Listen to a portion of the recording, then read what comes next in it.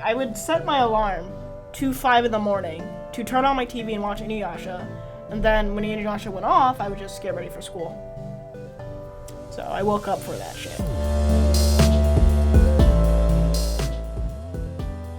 Welcome to episode 1 of Oddly Specific. I'm June, and this is where I rant and ramble about my very strange fixations, whether it's about TV shows I'm watching, horror tropes, or just anything that I'm kind of obsessed with. So right now, for the first time since I was about maybe 10, I've been rewatching Inuyasha, which is one of the first animes I watched, and I used to watch it every day before school started at 5 in the morning on Adult Swim, and it's on Hulu, so I've been watching season 1 for the first time in, years. There's a lot of weird decisions that they made. Like, for instance, one very prominent character is Shishomaru, who is Inuyasha's older brother. And he's supposed to be, cool, he's cold, he's calculating. We're introduced to him, he's walking alone in Japan, and he comes upon these human villagers, and he's a demon, so, he's gonna kill them.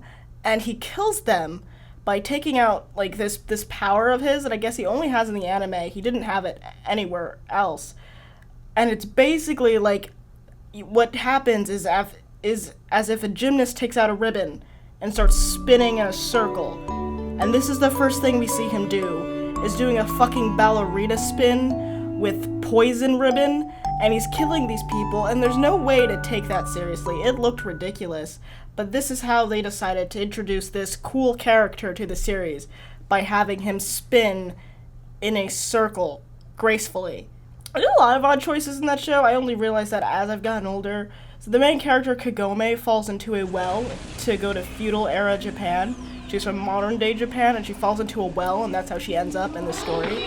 She is missing for 3 days. I think, when she gets back to her normal world, it was revealed that she's been missing for 3 days. Her family didn't call the police. They didn't seem to really give a shit. They were just sitting outside the well for 3 days, calling her name. I don't think she's fucking there. They could clearly see the bottom of the well. Why didn't they call the cops? Why didn't they didn't have a search for her? They just kind of sat there. It's like, she's gone. First strange decision they made. Second of all, Inuyasha is someone's name. He's the other main character. He's a half demon, so he's half dog demon, half human. You translate his name, it means dog demon. Why did his mother hate him so much to name him Dog Demon? That's a fucked up name to give your child. Also, we're supposed to believe that this woman loved her son so much. She was a human, she had sex with a demon, good for her. She raised her son all by himself because his father was not present in his childhood. The other humans in this village, they hated her, they hated him, and we're supposed to believe that she loved her son so much she was dedicated to him until she died, and she named him Dog Demon. I've had a lot of the anime I used to watch as a child I can't rewatch as an adult, especially in the fact that I only realized recently Kagome was in middle school. What the fuck? She's in junior high for the entirety of the series until a certain point. She's in junior high, which means she's at most, she's 14 to 15 years old. First of all, that she is not drawn to look like a 14 to 15-year-old girl. Her tits are the size of my head. She's tall. Her skirt barely covers her vagina. And she runs around feudal-era Japan. I love her. I do. But in what world is that a 14-year-old child? And in what world does a 14-year-old child fall down a well and her parent and her family does shit? So the story is, Kagome falls into this well. Her family doesn't give a fuck. And what happens is when she falls into this well, it's discovered that this jewel is in her body, and demons want the power of this jewel. And the reason it's in her body is because she's the reincarnation of this priestess named Kikyo, who was protecting this jewel. So what happens, she transports back in time to feudal-era Japan. She meets Inuyasha. She meets Kikyo's younger sister, who's now an old woman, because Kikyo died 50 years ago. And so they're trying to protect this jewel. There's demons who want this jewel. The demons go after Kagome to get this jewel. She ends up shooting the jewel with an arrow, because she's good with an arrow. And the jewel breaks up into these millions of shards. This jewel just breaks into millions of shards that spread out all throughout Japan. And the story is, Kagome, Inuyasha, and a whole cast of zany characters are traveling around feudal era Japan to collect the shards of this jewel before, bad demons get it. And every demon wants this jewel because it can make them more powerful. That's the story. It makes sense like that. However, when this jewel breaks, and it's like instantly, seemingly everyone knows about it. Like every demon they encounter has a couple shards of the jewel, or knows that the jewel's been broken up, or like knows what. It's just weird that everyone is on the same page like that. Like they all know the jewel's been broken, even though not that many people were present when it happened, or that several demons now have shards of the jewel and have like backstories about having shards of the jewel as if it didn't break 2 months ago. Like it's just strange that like everyone they encounter is like, I used to be weak and then I got the 2 shards of this sacred jewel and now my power has elevated, as if it didn't happen like a week ago. And it's really strange that they all have all these like backstories and like they all know that this jewel has been broken, but they didn't have fucking newspapers back then. How do they all know this? Why is this common knowledge? Is there like a demon connection? Is everyone like on like some same wavelength and they're like, yeah, this jewel's just been broken, we gotta go get some of these fucking shards? It's just strange. Also the backstory to like why Kikyo died is strange. So Kikyo's the protector of the sacred jewel, and Inuyasha was a half demon who wanted to become a full demon, so he goes to where Kikyo is to steal the jewel, because the jewel will make him powerful enough to become a full demon. Makes sense.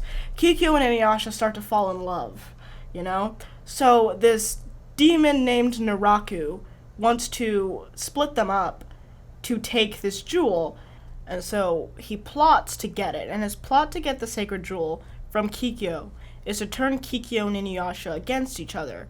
But it doesn't make sense because we're first told that Kikyo always has the sacred jewel on her, and you can see it, she's wearing it as a necklace. But then when Inuyasha, disguised as Naraku, or maybe... No, what Naraku wanted was he basically, like, stopped their love affair, which was a strange choice to make. He, like, pretended to be one of them, and they, like, were talking in a field about how they don't love each other anymore, and, like, Inuyasha was real heartbroken, so he's like, I'm gonna steal the jewel or something. And, like, the plan...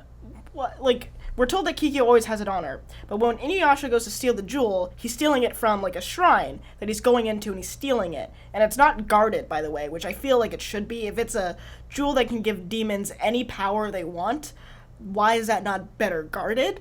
Why it made sense that she always had it on her, but in this one case, when Inuyasha conveniently steals it, it's just by itself. That's weird. And so he steals it, and then she goes after him to kill him, and then she doesn't kill him, she just, like, tags him to a tree and he falls the fuck asleep for 50 years, and then she's so hurt that she dies because I think he actually like scratched her, so she's bleeding out and the bitch dies, and she wants to be burned with the sacred jewel, and then hundreds of years later it ends up inside Kagome's body, who is the reincarnation of Kikyo. But my thing is, Naraku's plan made no fucking sense.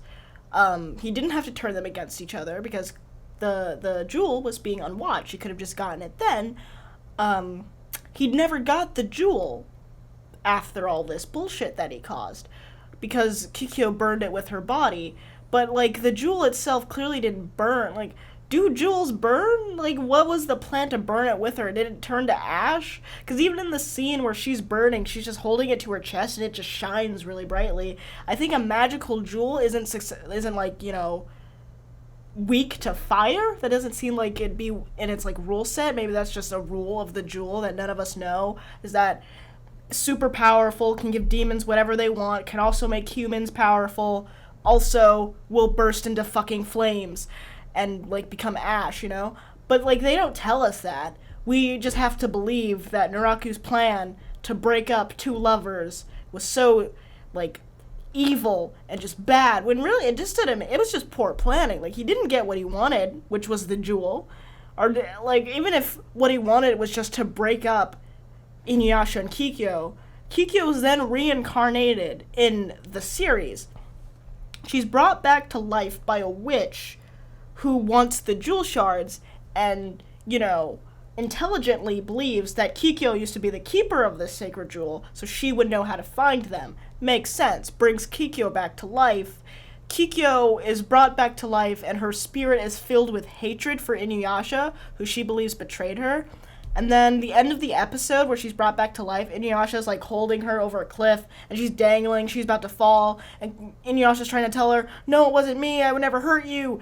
And how many times over the course of this series does this man tell this woman that he did not betray her, that it was a demon's fault, that he actually loves her and still loves her, and she just goes, no, not gonna believe you, fuck you, I'm going to ruin your fucking life. Like, why was she such a bitch? Why couldn't she just sit down and talk to him?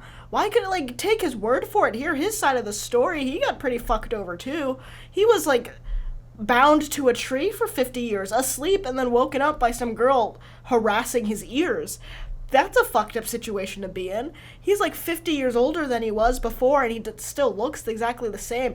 It must be awful to wake up 50 years older out of nowhere, right? Like, that would fucking suck to be asleep and then be like, oh, shit. It's been 50 years. Like, he was asleep for 50 years. He missed a lot of shit. A lot happened. No one came looking for him because his family, most of his family's dead. His father and mom are dead. His brother is too busy doing fucking ballerina spins and killing humans to give a shit about him, and doesn't give a shit about him anyway. And then he wakes up, and then there's this girl who kind of looks like his ex-girlfriend. Turns out to be related to his ex-girlfriend because she is the reincarnation of his ex-girlfriend.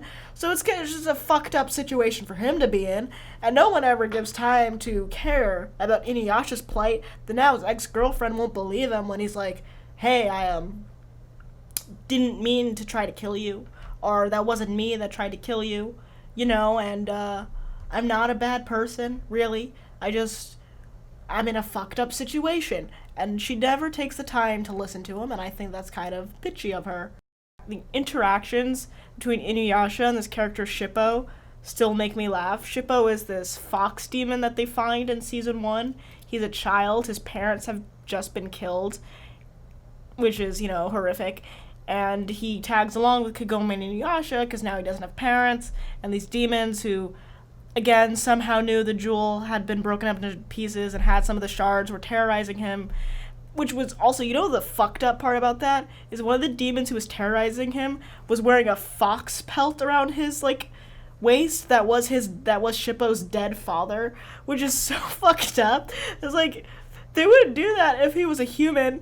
They wouldn't just parade a dead body around it. Like, that was really fucked up. Like, he was just wearing this child's dead father. That was fucked up. But yeah, Shippo and Inuyasha have a lot of funny interactions, which is kind of bad considering that Shippo realistically should be going through some really hard trauma, considering his parents just died and he, for days, had a demon terrorize him while wearing his dead father. Which, that's not something you get over quickly, but, Shippo seems to be doing quite well. There's Naraku, who's another one of the main characters, one of the zany gang. He is a perverted priest who has been cursed. His family's been cursed by Naraku, so he has this wind tunnel in his hand, which basically, if he uncovers his hand, a whole bunch of shit gets sucked into it. It's a vacuum. He has a vacuum on his palm that he can't turn off. And then there's Sango, who is a demon hunter, who joins, I'm just at the episode where she joins the gang. And her and Naraku, they end up together at some point during the course of the series. But right now, she's this cool demon hunter who, for some reason, Naraku has convinced that Inuyasha is evil, and she's trying to kill Inuyasha, and I've not finished that episode yet. So, basically, I'm rewatching the anime. I'm rewatching any media that's related to the anime, still chugging through it. I have not finished season 1 yet. But I'm sure I will have more opinions about it as it goes on, as I have opinions about a lot of things. So this has been Oddly Specific with me, June, and I'll see you next time when I probably scream and cry about other tropes and other forms of media that I can't get out of my head.